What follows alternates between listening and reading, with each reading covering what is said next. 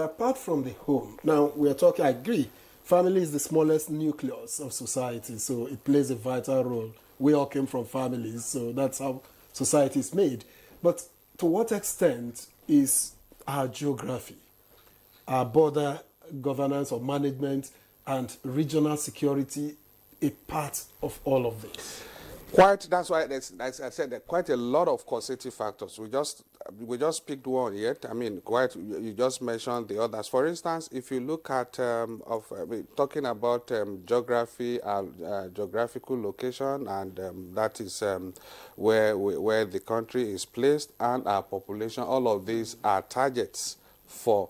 Don't forget that this is not something peculiar or limited to Nigeria. This is an international thing. This is a global menace. It's a global scourge. And so the international cartels driving the market, driving this whole thing, they are out there with billions of dollars. That's why I think your report did say that it's indeed a multi-billion-dollar industry. And so the forces driving them, they are out there. And that's why we not just, for instance, the NDLA is not just galvanizing and mobilizing efforts and resources within the country. We are also looking at connecting with all the various international forces, talking of the source nations where these things are coming from. I mean, the last MOU that we signed was with Brazil.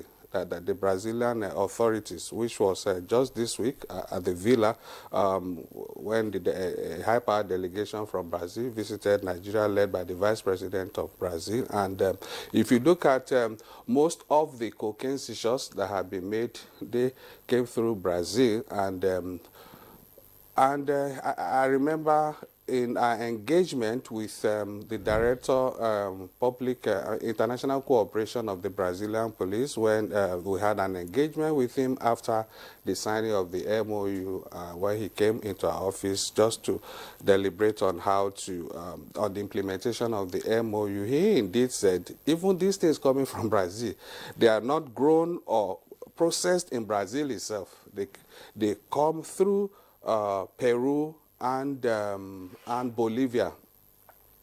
That's where the bulk of the cocaine. While Brazil itself is also a transit because of its ports. Do you understand? So, but now what we're doing is to strengthen our relationship, our ties with them, to ensure that anything, any ship, any flight coming from that place, just as we do here. That's why the NDLA, I mean, it's extremely difficult for anybody to pass through airports now with anything, whether you swallow it, whether you conceal it in any part of your body or in any part of your luggage or whatever. We have the intelligence drive, we have the technological tools to detect all of those things. So as much as we are protecting other jurisdictions from this scourge, so we also expect those sources, those places where these things come also to do their own bit, while as much as possible we also open our eyes very wide and ensure that these things don't enter our country. But then don't forget, I think you did mention that we have quite a lot of porous borders.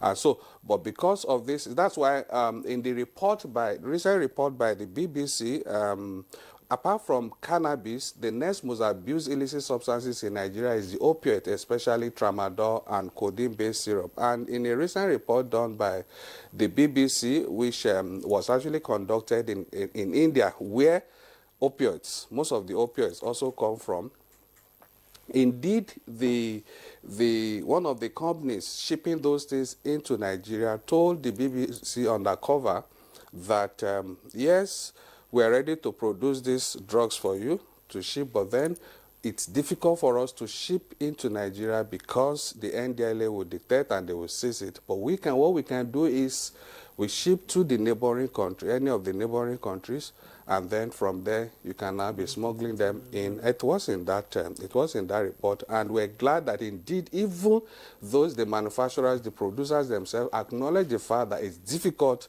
to ship those things directly to Nigeria because the NDLA will definitely get them. But then they have to devise other means of taking them to our neighboring countries from where they smuggle these things.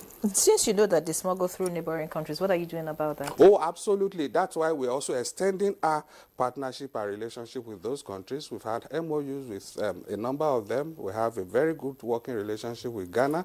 We have a very good working relationship with Gambia, Sierra Leone, all of them. We're building those networks also to ensure, apart from the fact that, you see, we have also made quite a lot of seizures at those areas, because we have the tools to monitor, to track some of them, quite a number of them who especially take advantage of these night travels, these buses that go to the West African nations, our neighbors, over that travel over the night. And so quite a number of them we've grabbed 2 a.m., 3 a.m. when they arrive with those buses. And so those are the way they just go with, just coming with a Ghana must go bag or a traveling bag. You know, a tramadol-filled traveling bag, you know what that can do. You know what the cost, all those things, what the impact on our community. So they just come in light. But then even at that, because we have the means to track some of their movement and their